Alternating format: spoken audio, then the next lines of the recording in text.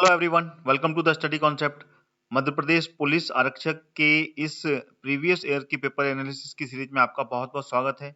जैसा कि आपको जानकारी है, मैं पहले से ही लगातार वीडियो लेके आ रहा हूँ। 13 वीडियो ऑलरेडी आ चुके हैं, जो पिछले वर्षों में जो एग्जाम हुए हैं मध्य प्रदेश आरक्षक के 2012 से लेके 2016 तक, तो उन सभी पेपर्स के मैं इसमें जीके का पार्ट जो है, जीके के पार्ट का जो 20 से लेके 22 क्वेश्चंस इसमें आते हैं, उस सभी क्वेश्चंस को मैं यहाँ पर उनका एनालिसिस लेकर आ रहा हूँ। लगातार 13 पेपर्स का एनालिसिस मैं ला चुका हूँ, तो लगातार 13 वीडियो मैं डाल चुका हूँ, तो उनको भी आप जरूर देखिएगा। और ये है 14वां वीडियो जिसमें कि मैंने अगले 20 क्वेश्चंस लेके आया हूँ, जो कि 5 अगस्त का पेपर है सेकंड शिफ्ट का, ठीक है ना। 2016 का ही सीरीज चल रही है अभी। 2016 के 5 अगस्त में 5 अगस्त में सेकंड शिफ्ट का ये पेपर है, जिसमें कि मैंने पूरे 20 क्वेश्चंस जो कि उस समय आए थे, वो पूरा का पूरे पेपर का एनालिसिस में जीके पार्ट का मैंने रखा है। तो इस वीडियो को पूरा देखें और इस वीडियो को आप लाइक करें और साथ में वीडियो को आप शेयर भी करें, क्योंकि पूरा जितना भी पार्ट है इसका जीके का, उसका पूरा एनालिसिस मैं आपको इसमें दूंगा। और साथ ही साथ में मेरी सीरीज से बने रहने के लिए आप मेरा चैनल स्टडी कॉन्सेप्ट सब्सक्राइब कर लें, वो भी ऑल नोटिफिकेशन के साथ में। ध्यान रहे, रेडियो बटन से उससे ऑल नोटिफिकेशन मिलेंगे, जिससे कि आपको मेरी इस सीरीज के नोटिफिकेशन मिलेंगे और आप सारे के सारा जितना भी पेपर्स हैं जिनके मैं वीडियोस ला रहा हूँ, उनके एनालिसिस आप लगातार देख पाएंगे, क्योंकि मैक्सिमम 80% जो आपका जीके है वो इस पेपर एनालिसिस से ही कवर हो जाएगा। क्योंकि काफी पेपर हैं ये 2016 के, 2012 के, तो उन सभी पेपर्स में ऑलराउंडर पूरी इंडिया का जीके का क्वेश्चंस है। 20-20 क्वेश्चंस करके आपको काफी कुछ जीके इसमें कवर होने वाला है, क्योंकि क्वेश्चन रिपीट होते हैं, इसलिए आप वीडियोस को पूरा देखिए। ठीक है, चलिए आगे बढ़ते हैं। इसको ये आ गया पहला क्वेश्चन आपके सामने। यह व्यक्ति प्रतिष्ठित नोबेल पुरस्कार का पहला भारतीय प्राप्त करता था, यानी कि इंडिया में सबसे पहला जो नोबेल प्राइज है वो किसको मिला था, ये क्वेश्चन है इसमें। तो ऑप्शन आपके सामने है mother Teresa, Rabindranath Tagore, CV Raman या फिर अमर्त्य सेन। तो इसमें से कौन सा ऑप्शन सही है? तो इसका जो सही उत्तर है वो है रविन्द्रनाथ टैगोर। ये प्रथम भारतीय थे जिनको की नोबेल प्राइज मिला था, और वो भी मिला था इनको साहित्य में। ये आपको याद रखना है, ठीक है ना। ये साहित्य में इनको नोबेल प्राइज मिला था, और ये मिला था 1913 में, 1913 में ये नोबेल प्राइज मिला था। और यही रविन्द्रनाथ टैगोर जी, इन्होंने जन गण मन, ठीक है ना, भारत का जो राष्ट्रीय गान है, जन गण मन अधिनायक जया हे भारत भाग्य विधाता, ये जो राष्ट्रगान है ये रविन्द्रनाथ टैगोर जी ने ही लिखा था। अगला क्वेश्चन आ गया आपके सामने। राष्ट्रीय चिकित्सा दिवस का जन्मदिन कब मनाया जाता है? मतलब किसके जन्मदिन पर राष्ट्रीय चिकित्सा दिवस मनाया जाता है, यह है क्वेश्चन। खालिस्तान है यहाँ पर भरना है अपन को। राष्ट्रीय चिकित्सा दिवस खालिस्तान के जन्मदिन पर मनाया जाता है। तो डॉक्टर हर्षवर्धन, डॉक्टर देवी सेठी, विधान चंद्र राय या फिर देवेंद्र प्रधान। तो इसका जो आंसर है वो कौन सा होगा? ए बी सी डी, इसका ऑप्शन बताएं। तो इसका जो सही उत्तर है वो है डॉक्टर विधान चंद्र राय, ठीक है ना। This is the correct answer. पिछले वीडियो में भी ये क्वेश्चन, पिछले पेपर्सों में भी ये क्वेश्चन आया है। तो क्वेश्चन शिफ्ट वाइज भी होते हैं लेकिन रिपीट भी हो जाते हैं, इसलिए आपको ध्यान रखिएगा, रिपीट जरूर होते हैं, किसी ना किसी शिफ्ट में वो दोबारा क्वेश्चन भी आ रहा है। तो डॉक्टर विधान चंद्र राय की जन्मदिन पर ये राष्ट्रीय चिकित्सा दिवस मनाया जाता है, ठीक है ना। ये एक जाने माने चिकित्सक थे, ठीक है ना। और ये पश्चिम बंगाल, वेस्ट बंगाल के ये चीफ मिनिस्टर भी रहे थे, ठीक है ना। चीफ मिनिस्टर के पद पे भी ये रहे, ठीक है। और उसके बाद में ये भारत रत्न से भी नवाजे गए थे, यानी कि भारत रत्न भी मिल चुका है। 1961 में इनको भारत रत्न भी दिया गया था, ठीक है। तो इन्हीं के दिवस पर, इन्हीं के जन्मदिन पर यह राष्ट्रीय चिकित्सा दिवस मनाया जाता है। अगला क्वेश्चन आ गया आपके सामने। निम्नलिखित में से कौन सा भारत का पहला परमाणु रिएक्टर के लिए संदर्भित करता है, यानी कि भारत में सबसे पहला परमाणु रिएक्टर कौन सा रहा? रोहिणी, उर्वशी, अप्सरा या फिर कामिनी। तो इस ऑप्शंस में से जो सही उत्तर है वो है अप्सरा। ये भारत का सबसे पहला परमाणु रिएक्टर बनाया गया था। अगला क्वेश्चन आ गया, भारत का सबसे दक्षिणतम बिंदु कौन सा है? रामेश्वरम, इंदिरा पॉइंट, त्रिवेंद्रम या फिर कन्याकुमारी। तो ए बी सी डी में से ऑप्शंस में से कौन सा सही है? तो वो है Indira point. This is the correct answer. और ये कहां पर स्थित है? ये है निकोबार का जो द्वीप द्वीप समूह है, निकोबार जो आयरलैंड है उसमें से जो सबसे बड़ा द्वीप है निकोबार, ठीक है ना, उस पे स्थित ये एक विलेज है, एक विलेज है ये, ठीक है। और वहां पर स्थित इस इंदिरा पॉइंट को ये भारत का सबसे दक्षिणतम पॉइंट है, ठीक है ना।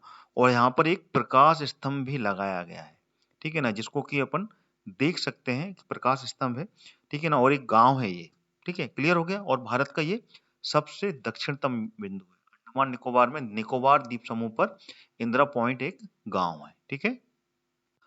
अगला क्वेश्चन आ गया, मोहम्मद बिन तुगलक ने दिल्ली सल्तनत को की राजधानी को कहाँ स्थानांतरित किया था? ये हिस्ट्री का क्वेश्चन है, मिडिवल हिस्ट्री का देखिए ना, ठीक है। इसलिए हिस्ट्री पर भी पूरी क्वेश्चंस बनते हैं।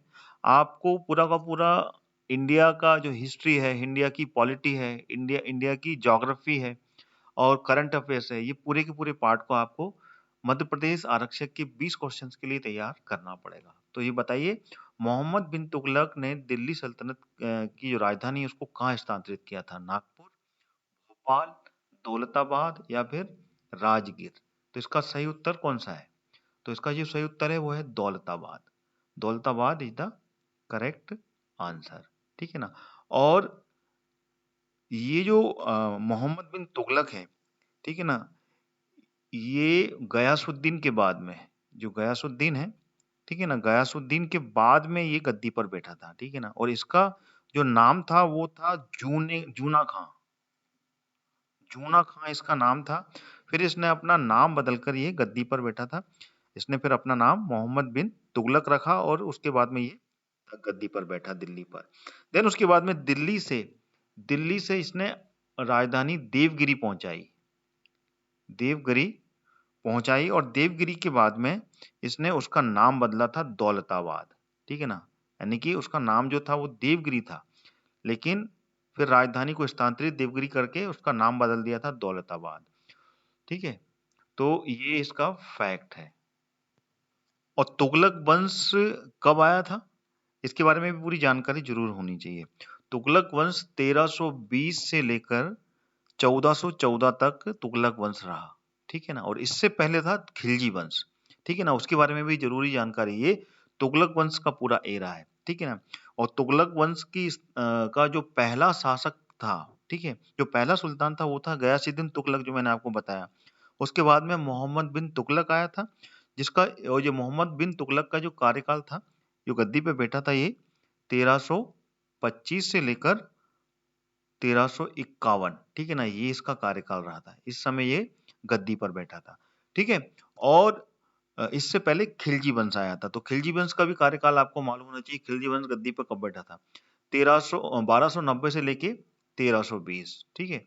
सिर्फ 30 वर्ष ही खिलजी वंश यहाँ पर रहा था। फिर उसके बाद में तुगलक आया था, ठीक है ना। ये तुगलक का कार्य हो गया। तुगलक के बाद में फिर आया था सैयद वंश। सैयद वंश का जो संस्थापक था, जो गद्दी पे बैठा था, वो था खिज्र खां। खिज्र खां ने शुरुआत की थी 1414 में, ठीक है ना। जब ये खत्म हुआ तो 1414 में खिज्र खां आया और ये 1450 तक रहा। फिर 1450 के बाद में, सैयद के बाद में, फिर आया था लोधी वंश, ठीक है ना। लोधी वंश आया और लोधी वंश के जो संस्थापक थे वो थे बहलोल लोधी, ठीक है ना, जो कि 1451 से लेके, ठीक है ना, 1526 तक रहे। फिर उसके बाद में मुगल शासक आ गए। तो ये पूरे के पूरे आपको एरा याद होना चाहिए था, ठीक है। ये है खिलजी, ये है तुगलक, ठीक है, और ये है सैयद, और ये है लोधी, ठीक है। और इससे पहले का जो एरा है वो है गुलाम वंश का। गुलाम वंश, गुलाम वंश कब आए थे? 1100 1192 में मोहम्मद गोरी आया था। उसके बाद में 1196 में कुतुबुद्दीन ऐबक ने गुलाम वंश की स्थापना की थी और ये 1290 के बीच तक रहे। ठीक है, ये क्लियर हो गया। चलिए आगे बढ़ते हैं। अगला क्वेश्चन आ गया आपके सामने। भारत का IRDA भारत में खालिस्तान उद्योग को नियंत्रित और विकसित करता है। किस क्षेत्र को ये नियंत्रित और विकसित करता है, ये अपने को बताना है। तो ये ऑप्शन है आपके सामने, बैंकिंग, निवेश, म्यूचुअल फंड या फिर बीमा। तो इसमें से सही ऑप्शन क्या होगा? IRDA। तो इसका सही उत्तर है बीमा। ठीक है ना, बीमा is the correct answer. IRDA का फुल फॉर्म ही है, आई का मतलब है इंश्योरेंस, INSURANC इंश्योरेंस, और आर का रेगुलेटरी, ठीक है, और डी का इंश्योरेंस रेगुलेटरी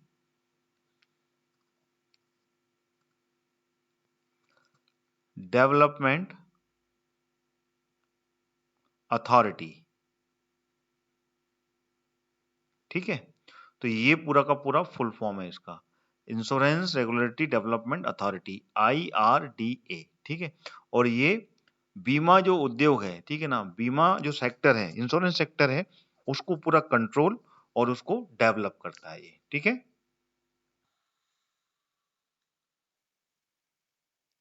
आगे जाने से पहले मैं आपको बताना चाहता हूं अनअकैडमी के बारे में। अनअकैडमी आपके लिए लाया है एक फ्री प्लान जिसमें कि आपको MP के टॉप एजुकेटर से पढ़ने का सुनहरा मौका मिलेगा। इसी के साथ आपको मिलेगा 500 से ज्यादा free live classes, doubt clearing के साथ में 20,000 से ज्यादा free questions, free mock test और उन सभी के एनालिसिस के साथ में आपको और भी बहुत कुछ अनअकैडमी देगा। फ्री प्लान एक्सेस करने के लिए आज ही आप डाउनलोड करें अनअकैडमी का ऐप और यूज करें मेरा रेफरल कोड हरदयाल कुशवाहा, जो कि कैपिटल लेटर में रहेगा। उसको जैसे ही डालते ही और उसके बाद में आप अनलॉक बटन को ऐसे ही क्लिक करेंगे, फ्री प्लान अनलॉक हो जाएगा। क्या आप MPPSC प्रीलिम्स क्लियर करना चाहते हैं तो अनअकैडमी पर फ्री 150 घंटे का रिवीजन कैंप ज्वाइन करें। MPPSC ब्रह्मास्त्र, जो कि MPGK और करंट अफेयर्स के लिए बनाया गया है। यह रिवीजन कैंप 10 जनवरी से लेकर 12 जनवरी तक रहेगा, जिसमें हर रोज 50 फ्री लाइव क्लासेस द्वारा आपकी करंट अफेयर्स और MPGK की तैयारी कराई जाएगी। बस आप अभी डाउनलोड करें अनअकैडमी का ऐप और अभी इसे ज्वाइन करें बिल्कुल फ्री में। इसके लिंक मैंने इस वीडियो के डिस्क्रिप्शन बॉक्स में डाल दिए हैं।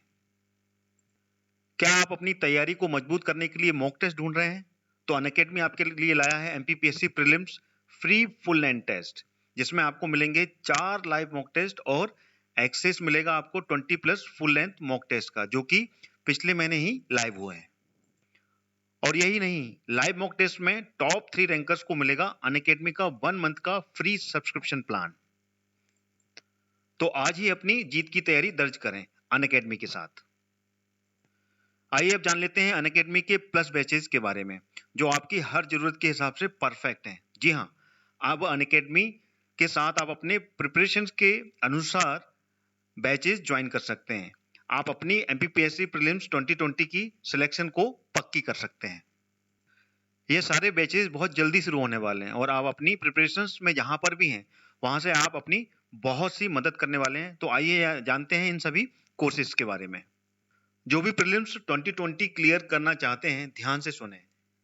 आप भी तैयारी में, समय आ गया है कि ultimate 60 days course with MCQ practice. अगला है थ्योरी लाइव रिवीजन दिन में और subject wise live MCQ series, जो कि प्रैक्टिस रात में होगी। और फिर मध्य प्रदेश के टॉप एजुकेटर्स के द्वारा live courses of PDF notes के साथ में 20 से ज्यादा full length test paper with live test paper on every weekend. यह स्टार्ट हो रहा है 14 जनवरी से, तो आज ही जाकर इनरोल करें और अपनी तैयारी पक्की करें। क्या आपका थ्योरी रिवीजन हो गया है और आपको सब्जेक्ट वाइज MCQ का रिवीजन चाहिए? तो आपके लिए अनअकैडमी लेकर आया है 60 days revision batch course through subject wise MCQ series. इसमें सब्जेक्ट वाइज आपको MCQ रिवीजन होगा और साथ में हर क्लास के बाद में नोट्स मिलेंगे। यह स्टार्ट हो रहा है 14 जनवरी से। बिल्कुल भी देरी ना करें और ज्वाइन करें इस कोर्स को। लिंक मैंने वीडियो के डिस्क्रिप्शन बॉक्स में डाल दिया है।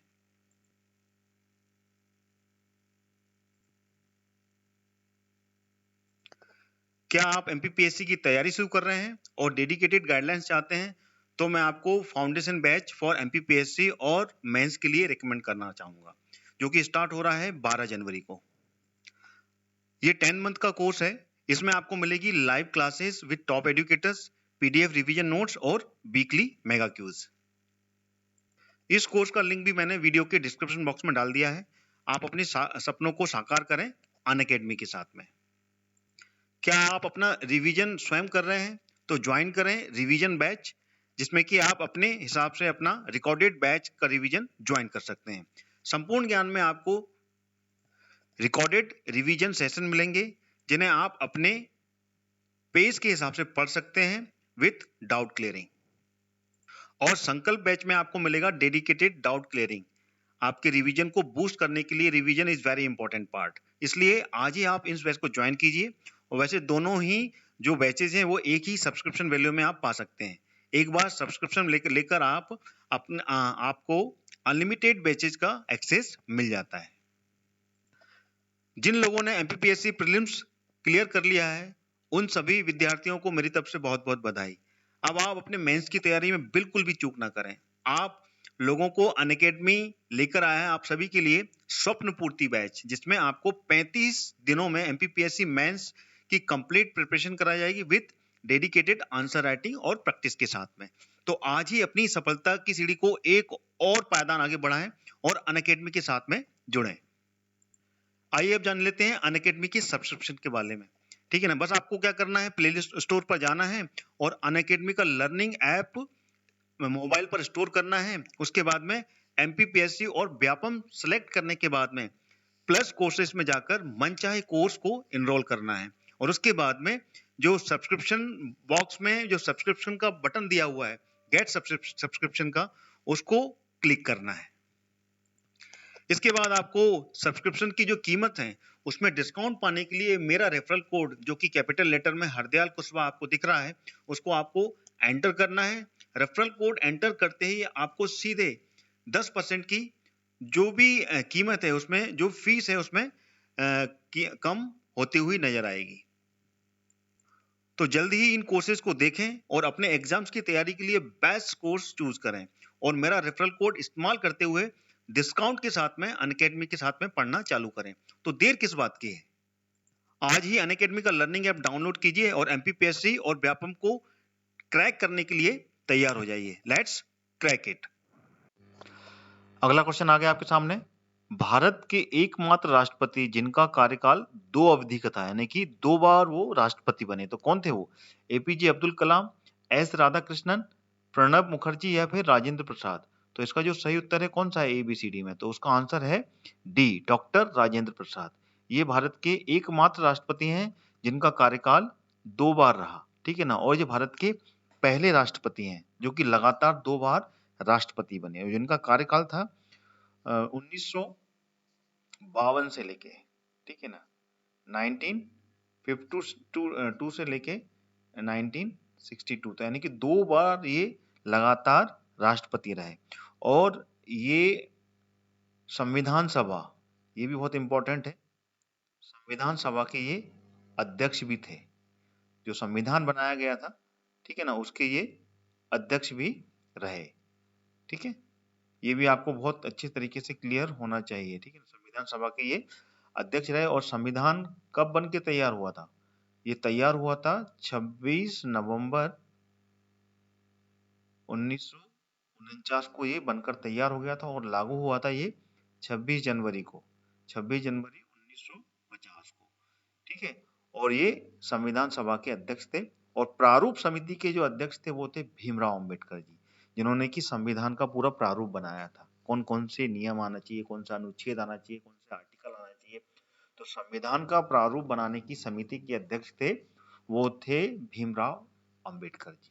ठीक है, लीजिए अगला क्वेश्चन आ गया 8वां। महेश दास के रूप में जन्मे यह व्यक्ति अकबर के दरबार में नवरत्नों में से एक बने, तो उनका नाम क्या था? अकबर के दरबार में उनका नाम बदल गया था और वैसे उनका नाम था महेश दास। बाद में जब अकबर के दरबार में वो नवरत्नों में से एक बने, तब उनका नाम बदल गया था। कौन थे वो? बीरबल, तानसेन, फैजी या फिर राजा टोडरमल। तो इसका जो सही उत्तर है वो कौन सा है? इसका सही उत्तर है बीरबल। ठीक है ना। पहले इनका नाम था महेश दास, लेकिन बाद में जब अकबर के दरबार में ये आए, तो अकबर के दरबार में आने के बाद में अकबर ने इनका नाम बीरबल रख दिया। बीरबल यानी कि बुद्धिमान, बीरबल यानी कि बुद्धि से बलशाली। बीरबल का मतलब होता है अपने दिमाग से तेज और बलशाली व्यक्ति को बीरबल बोलते हैं। ठीक है ना। तब से इनका नाम, इनके पास ये बहुत ही ज्यादा चतुर और अच्छी बुद्धि वाले थे, इसलिए इनका नाम अकबर ने बीरबल रखा था। ठीक है। अगला क्वेश्चन आ गया, निम्नलिखित शहरों में से मध्य प्रदेश का वह कौन सा शहर है जहां पर भारत के 12 ज्योतिर्लिंगों में से एक है? ऑप्शन आपके सामने है, ओरछा, महेश्वर, ओमकारेश्वर या फिर खजुराहो। तो वो कौन सा इसमें से ऑप्शन है जहां पे कि एक ज्योतिर्लिंग है? तो वो है Omkareshwar. Omkareshwar is the correct answer. ठीक है ना। और ये कहां पर है? ये है खंडवा जिले में। ठीक है ना। खंडवा जिला जो कि मध्य प्रदेश का पूर्वी निमाड़ कहलाता है। ठीक है ना। पूर्वी निमाड़ कहते हैं इसे। वहां पर है ओमकारेश्वर, और यहाँ पर भारत के 12 ज्योतिर्लिंगों में से एक ज्योतिर्लिंग यहाँ पर भी है। ठीक है ना। ओमकारेश्वर में और क्या क्या है ओमकारेश्वर में? आदि शंकराचार्य, आदि शंकराचार्य की यहाँ पर गुफाएं भी हैं। ठीक है ना। ये सब याद रखना है आपको। यहाँ पर आदि शंकराचार्य की गुफाएं भी हैं। ठीक है। और नर्मदा नदी के तट पर है ये। ठीक है ना। नर्मदा नदी बिल्कुल इसके पास से होकर बहती है। ठीक है। जितने भी पवित्र स्थान है सब में कहीं ना कहीं कोई नदियां, ठीक है ना, कोई भी जलाशय जरूर होगा, तभी वहां पर पवित्र भूमि है और वहां पर इतने दिव्य चीजें वहां पे जो हिंदू सनातन धर्म में है, वो पाई जाती हैं। ठीक है। अच्छा, मध्य प्रदेश में 2 ज्योतिर्लिंग है, एक तो ओमकारेश्वर है और दूसरा कहाँ पर है? दूसरा है उज्जैन में। उज्जैन के जो महाकाल है, महाकालेश्वर, ठीक है ना, जिनको महाकालेश्वर कहते हैं, वो भी दूसरा ज्योतिर्लिंग है। तो मध्य प्रदेश में 2 ज्योतिर्लिंग है, एक उज्जैन में है और एक खंडवा में है। ठीक है। चलिए आगे बढ़ते हैं। अगला क्वेश्चन आ गया, खजुराहो के मंदिर निर्मित हैं किससे? संगमरमर से, बलुआ पत्थर, ईंट या फिर काली मिट्टी। तो कौन सा ऑप्शन सही है इसमें? अगर आप कभी खजुराहो गए हैं तो आप बिल्कुल बता सकते हैं, या फिर उसकी कलर्स, पिक्चर्स, फोटोग्राफ देख के भी अपन उसका अंदाजा लगा सकते हैं। तो उसका सही उत्तर है बलुआ पत्थर। बलुआ पत्थर द्वारा ये सारे मंदिरों का निर्माण हुआ है। और खजुराहो के मंदिरों का निर्माण किसने करवाया था? चंदेलों ने। चंदेल वंश ने इसका निर्माण करवाया था। और ये कब हुआ था? 950 से लेके 1050 के बीच में इन सभी मंदिरों का निर्माण हुआ था। और यहाँ पर टोटल 85, ठीक है ना, 85 मंदिर के आसपासों का निर्माण हुआ था। और अभी सिर्फ 22 से लेके 25 ही मंदिर यहाँ पर शेष रह गए हैं, बाकी के सब जीर्ण हो गए हैं, सब टूट गए हैं। ठीक है ना। तो उनका बिखरा हुआ मलबा वहां पर अभी भी आपको दिखेगा, लेकिन अभी जो बिल्कुल सही सलामत है, अच्छे दिखते हैं, आप देख सकते हैं, वो 22 से लेके 25 मंदिर ही वहां पर स्थित है। ठीक है ना। चंदेल वंश, चंदेल वंश के जो संस्थापक थे वो कौन थे? नन्नुक। नन्नुक ने चंदेल वंश की स्थापना की थी। ठीक है। और ये 500 वर्ष तक इन्होंने यहाँ पर राज किया था। ठीक है। और ये गुर्जर प्रतिहार के सामंती थे, एडमिनिस्ट्रेटर थे। गुर्जर प्रतिहार वंश जो था ना, ठीक है ना, उनके एडमिनिस्ट्रेटर थे ये। और उसके बाद में इन्होंने अपनी खुद के वंश की स्थापना की थी। किस नाम से? जेझाक भुक्ति। ये भी आपको याद रखना है। ठीक है ना। जेझाक भुक्ति के नाम से थी। और इनकी जो राजधानी थी वो खजुराहो थी। ठीक है ना। और इन्होंने अजयगढ़, ठीक है ना, अजयगढ़ नाम की रियासत भी बनाई थी बाद में। ठीक है ना। जो कहाँ पर है? पन्ना में। ठीक है ना। सबसे छोटी तहसील कहलाती है अजयगढ़। ठीक है। क्लियर हो गया? चलिए अगला क्वेश्चन आ गया, रेहांद बहुउद्देशीय परियोजना निम्न की शक्ति की आपूर्ति करेगी? मध्य प्रदेश के दक्षिण भाग में, मध्य प्रदेश के उत्तरी भाग में, है ना, मध्य प्रदेश केवल उड़ीसा और छत्तीसगढ़ में, या फिर डी मध्य प्रदेश के मध्य भाग में। तो इसका जो सही उत्तर है वो है बी, मध्य प्रदेश के उत्तरी भाग में दो, जो कि रेहान की बहुउद्देशीय परियोजना है, ये वहां पर जो पावर प्लांट बनाया गया उसकी आपूर्ति करेगी। तो this is the correct answer. अगला क्वेश्चन आ गया, भारतीय पुरातत्व सर्वेक्षण की कौन सी शाखा देश के विभिन्न भागों में उद्यानों का अनुरक्षण करती है? बताइए कौन सी शाखा है? बागवानी शाखा, मछली पालन शाखा, रेशमी उत्पादन शाखा या फिर मधुमक्खी पालन शाखा?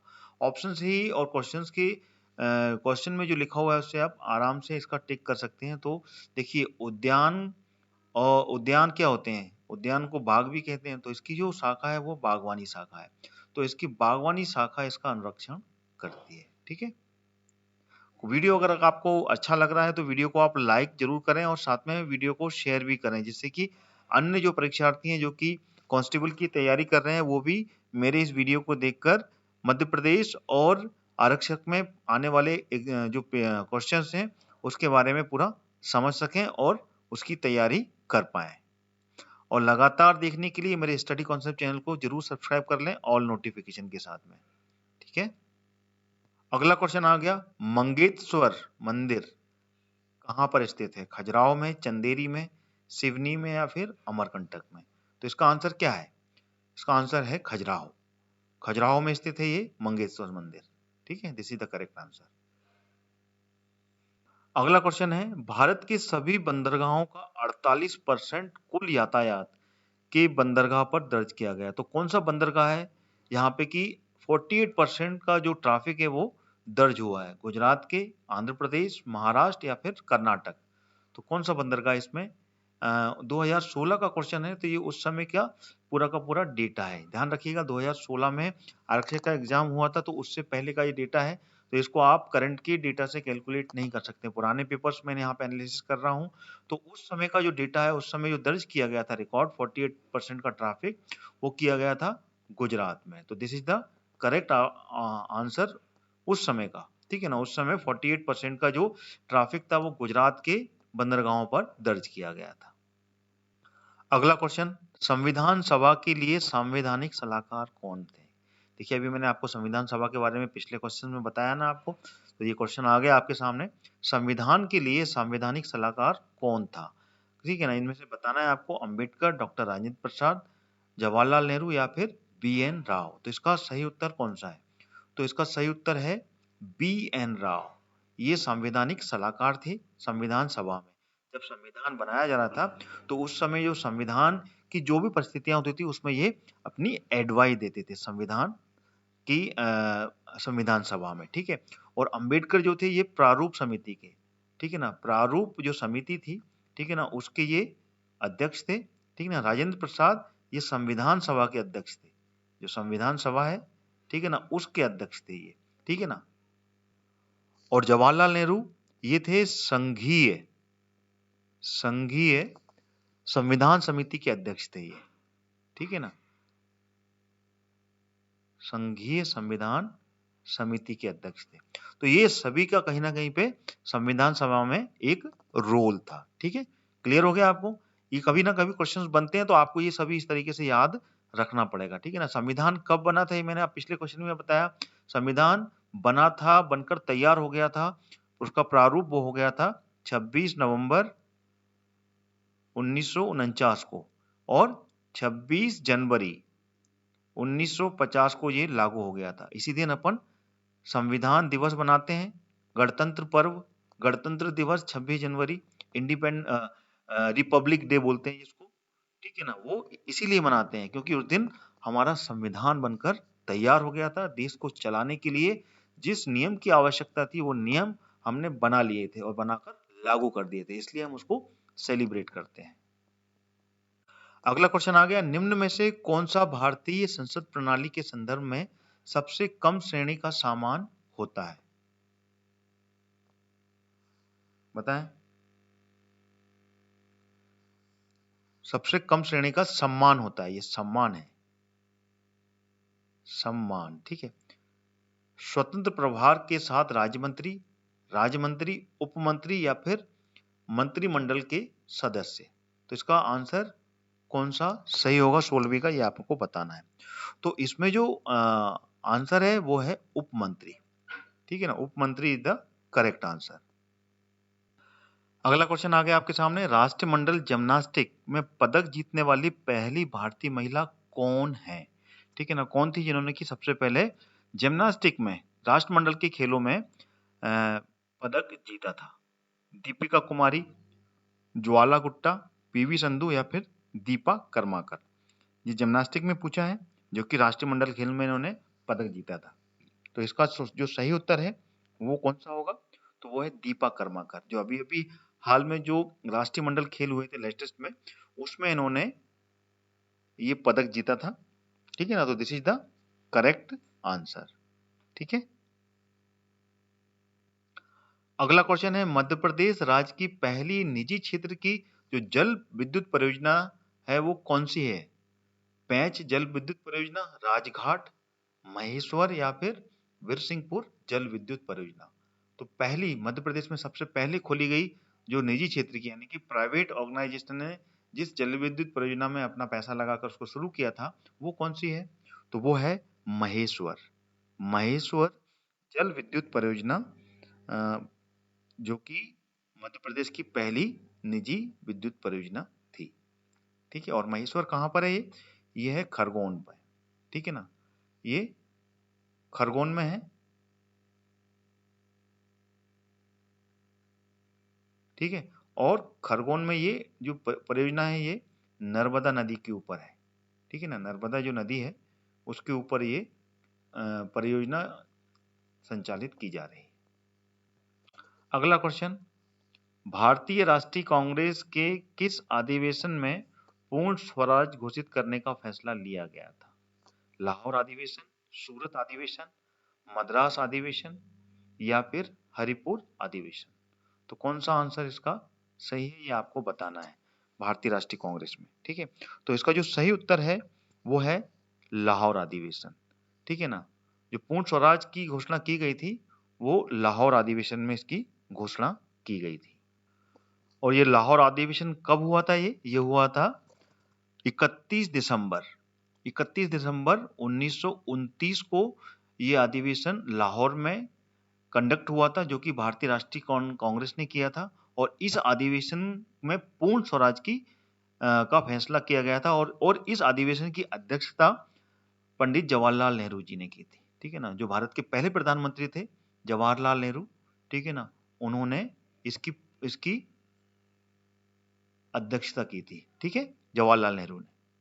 क्लियर हो गया? चलिए, अगला क्वेश्चन आ गया, राष्ट्रमंडल खेलों का आयोजन दिल्ली में किस वर्ष आयोजित हुआ था? बताएं, 2010 में हुआ था, 2008 में, 2012 में या फिर 2014 में? ये पिछले जो एग्जाम हुए थे उसमें क्वेश्चन पूछे गए हैं। ठीक है ना, और उसके अनुसार ही इसमें आंसर है। तो इसका जो सही उत्तर है वो है 2010। ठीक है ना, जो दिल्ली में राष्ट्रमंडल खेल का आयोजन हुआ था वो 2010 में हुआ था। और उस समय दिल्ली की जो मुख्यमंत्री थी वो कौन थी? शीला दीक्षित, जो कि इस समय नहीं रही, खत्म हो गई, वो उनकी मृत्यु हो चुकी है।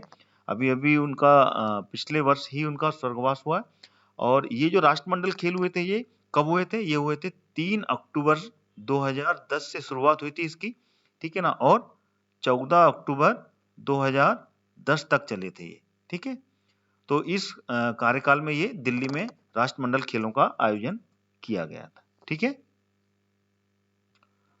और इस पूरे के पूरे कॉमनवेल्थ में टोटल 4,352 एथलेटिक्स ने इसमें पार्टिसिपेशन किया था। ठीक है, जो एथलेटिक्स थे वो 4,352 थे, और इसमें टोटल 71 टीमों ने 71 टीम जो विभिन्न देशों की थी उन्होंने इसमें पार्टिसिपेशन दिया था। और यहाँ पर 21 अलग अलग